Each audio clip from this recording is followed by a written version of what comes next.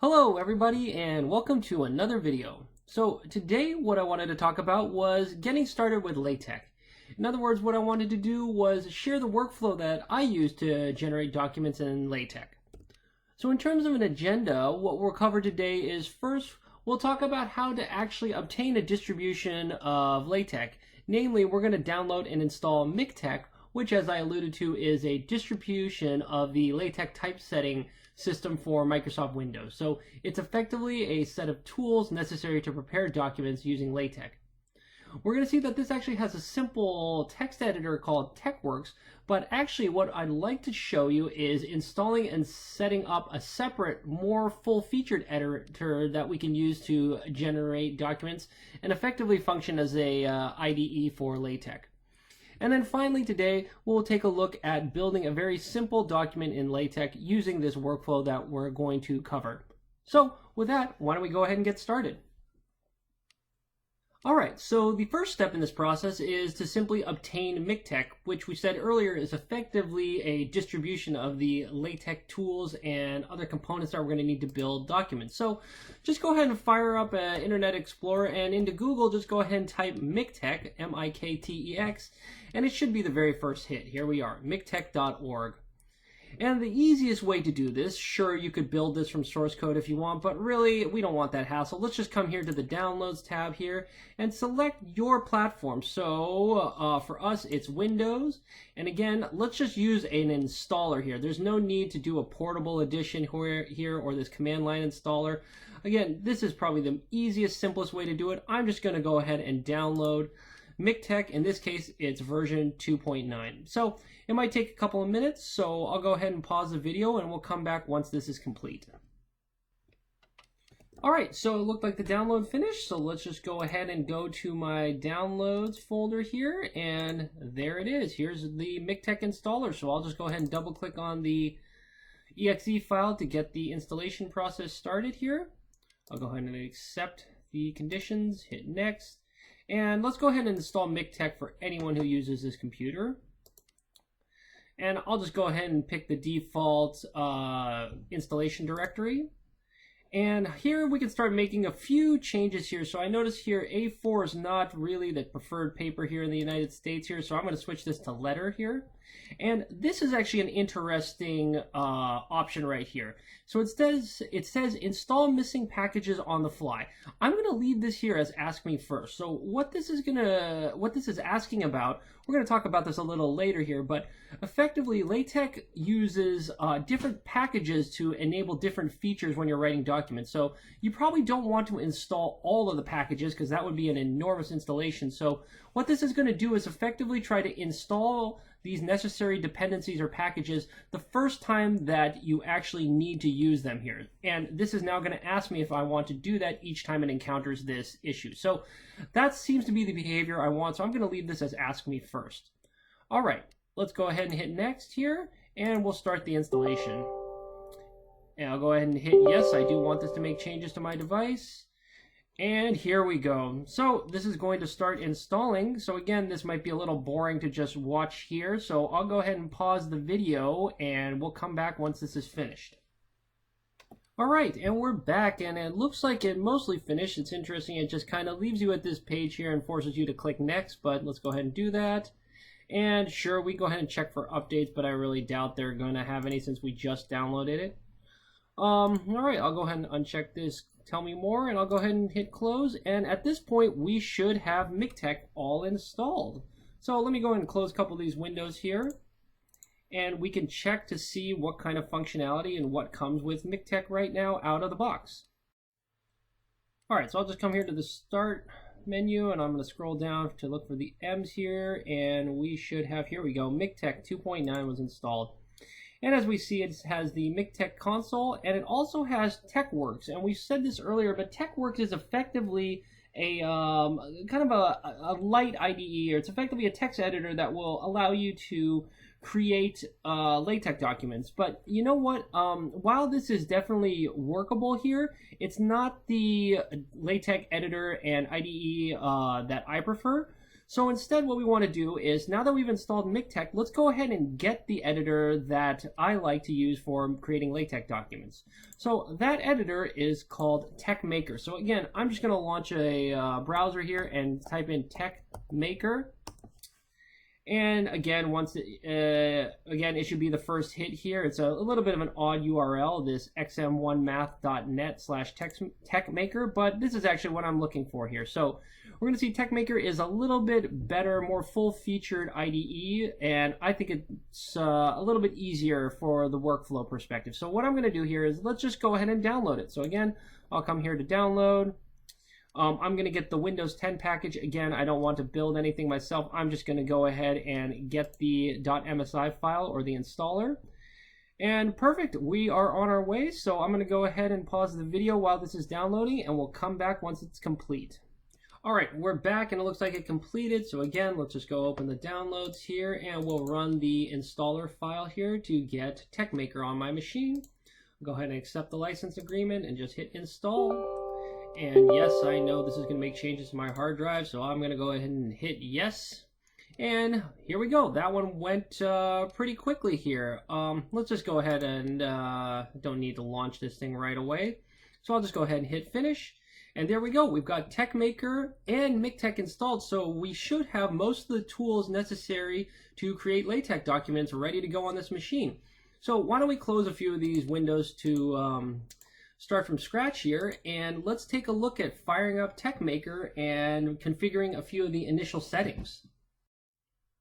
All right, so to start Texmaker, we can either use this nice shortcut that the installer decided to put on our desktop, or we can come here to the Start menu, scroll down to Texmaker, and just start Texmaker. So here we go. We'll talk about what this IDE looks like in a second, but maybe what we should first do is let's configure a couple of options to make sure this is set up to an appropriate set of preferences for our workflow. So I'm going to come up here to options and just say configure Texmaker. And 99% of these I think are probably set to be something appropriate. So I wouldn't really mess with most of this. There's only a few things that we may want to change here. So the first thing, while we're on this commands section of the preferences, I'll draw your attention to the PDF viewer section. So Texmaker has a nice embedded PDF viewer for looking at the final compiled document, which is obviously going to be a PDF file. However, one of the things that I personally like here is I like to click on this embed. What this is going to do is it's going to pull up the PDF viewer into the same IDE where I'm editing the source code. Again, this is just personal preference. I like to see everything in one window rather than having multiple windows pop up all over the place. So I'm going to click on this embed option here. All right, the only other thing we may want to do here is let's click here on the quick build section here, and we're going to see here that unfortunately the default settings for Texmaker here are actually aimed at kind of a very simplistic document creation here. Namely, all this is going to do is basically compile documents that do not have an external bibliography. Now, if you're doing anything halfway complicated, like writing a conference paper or a journal article or a dissertation here, I can pretty much guarantee that you're going to want an external bibliography file. So you're going to actually want this second option here, where it's going to first compile with LaTeX, then it's going to compile the bibliography, then it's going to compile with LaTeX 2 more times for good measure and for completeness before finally viewing the PDF. So this is actually the workflow that we want when we kick off what's called a quick build here. Okay, so with those 2 changes, I think we're ready to rock. The only other thing I wanted to show you on this screen here is it might be very tempting, especially from the way my window looks like, to just come up here and click the X button here. Don't do that. What that's going to do is actually it's going to cancel all of these changes you've made. What's a little insidious in the way, I guess, either my display is set up here or the way this window is set up is there is an OK button way down here underneath the screen, but unfortunately, I can't actually get to that OK button because I can't drag this thing high up enough. There is no scroll bar on the far side here, so we're going to have to try to get to that OK button in another fashion. I'm just going to come up here and do the old-fashioned way and click in the upper left and click on Move. And then if I just start pushing up arrow on the keyboard, there, you see, there's the OK button that I want to hit. Unfortunately, it's a little cumbersome because I can't move the mouse right now. Otherwise, it's going to snap back to the original position. But luckily, the OK button seems to have focus. So if I hit enter, it should press that OK button and basically save all these changes. So I'm going to hit enter once to, and we're going to see it's going to snap back.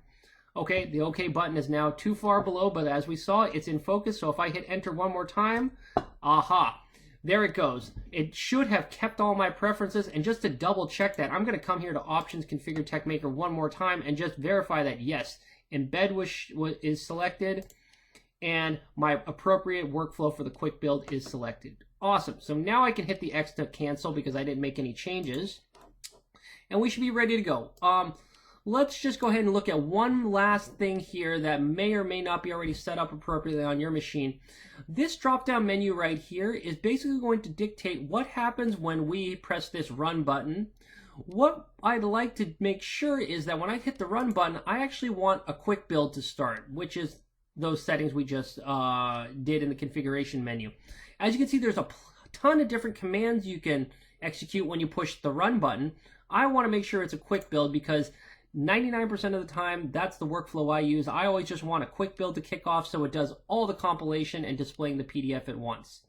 All right, so with that, I think we're ready to go here. Maybe what we should do here is take a moment here to look at the IDE. So what you're going to see here is over here on the left pane, this is going to be a quick navigation system showing the structure of the document, you know, where's the introduction and all the different subsections, and we'll see this populate once we load up a document. Over here, in the middle pane here, this is where all the source code, all the LaTeX code is going to be written. This window down here, it may or may not be activated for you. This is the messages and the log. If I click on this button down here, you can see we can open and close that. I always like to have it open just so I can see any messages that are shown during the compilation process. So I would go ahead and toggle this message and log button until you get this to show up here. And finally, this other window that just popped up here on the right, that was a consequence of saying that we wanted the PDF viewer embedded into the TextMaker IDE. So this window is going to display the final compiled document for our system here. So great.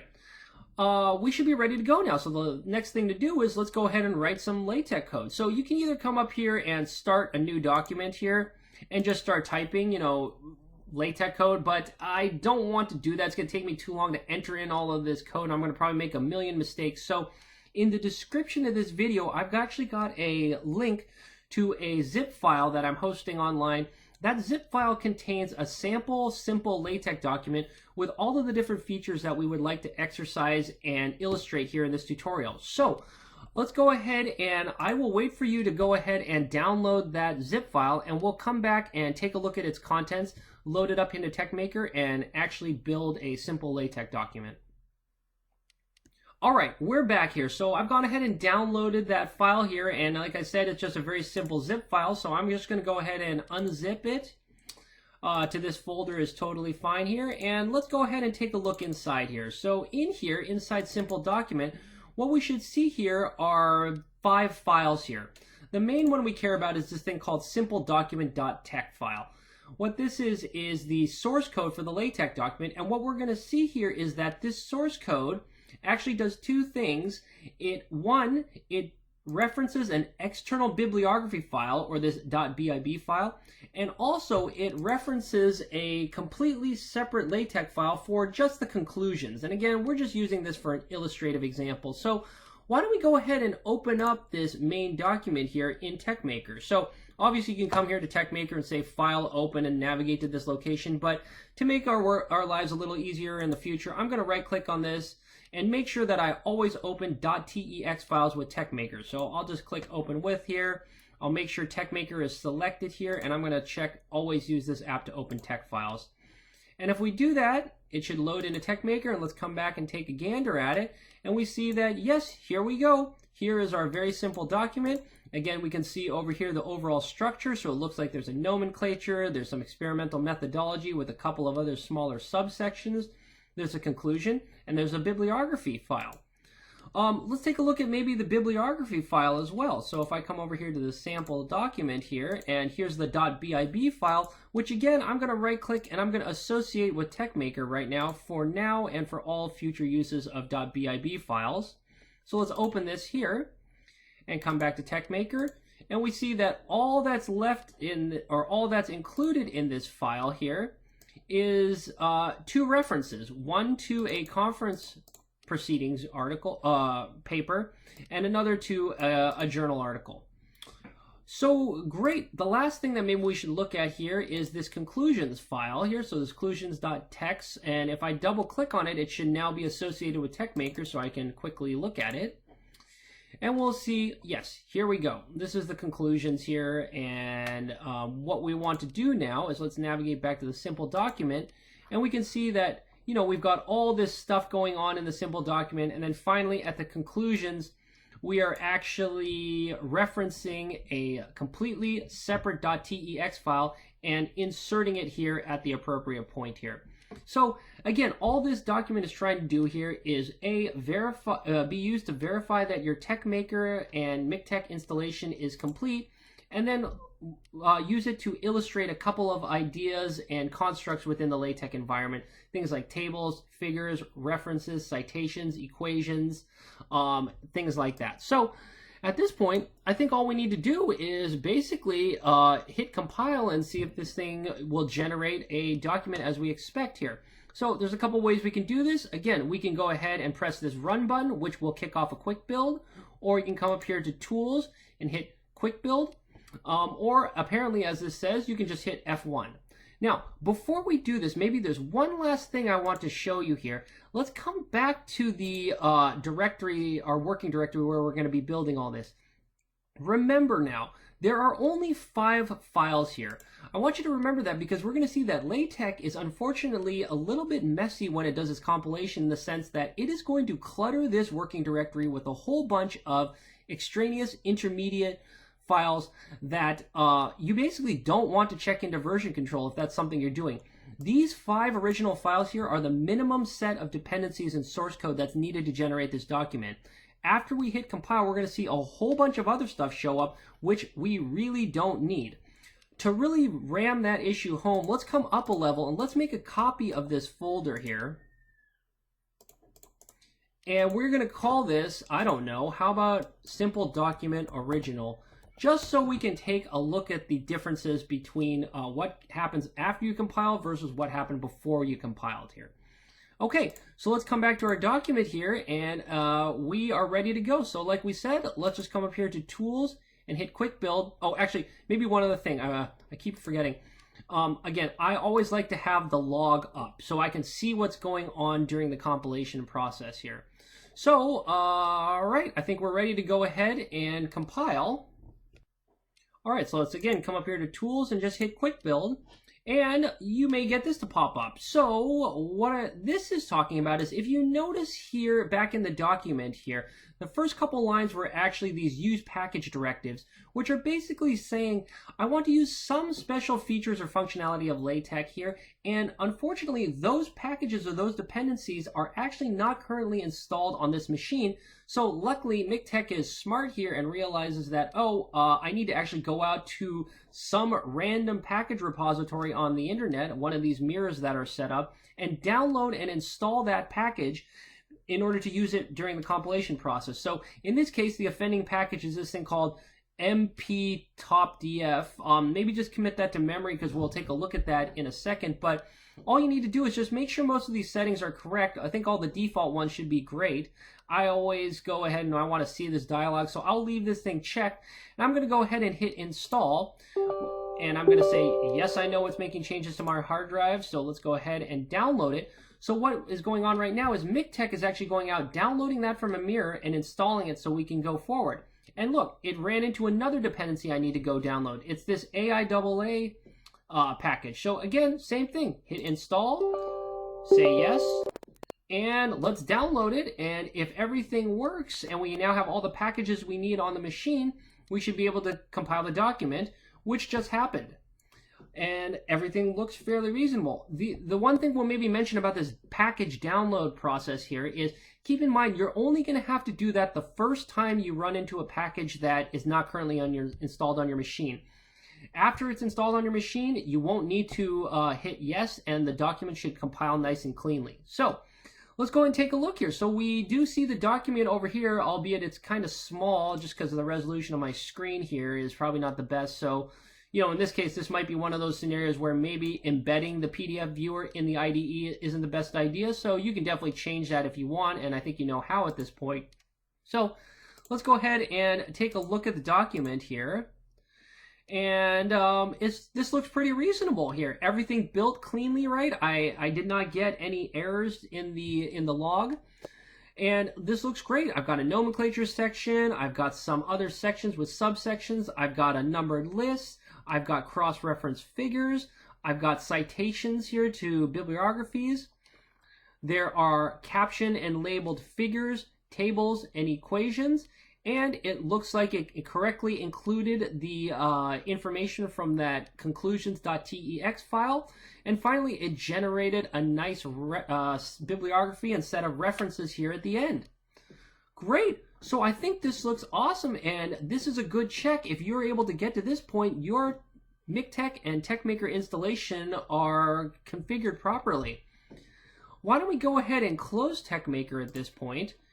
And let's come back to this working directory where we were doing all of this, and we can see this problem I was talking about. Let's move this over to one side, and maybe I'll open a separate window just so we can see the differences. Right? So on the right, these are the 5 files we originally started with. You see that the 5 files are still there as expected, but there are now this whole litany of extraneous intermediate files here. So again, if you're saving all of this on version control, make sure you are not adding and just ignoring all of these extraneous files that are generated during the compilation process here. Yeah, that is pretty much it. The only other thing that maybe I wanted to point out here while we're at it is let's come over here to MiKTeX actually. So I'm going to come here and click over here to MiKTeX, and let's go look at this MiKTeX console here. If you start this up here, I'm going to actually click on Restart as Administrator because I want to be able to view some packages and other things that I need administrator privileges to do. So I'm going to click on Restart, hit Yes. And now come over here and click on Packages.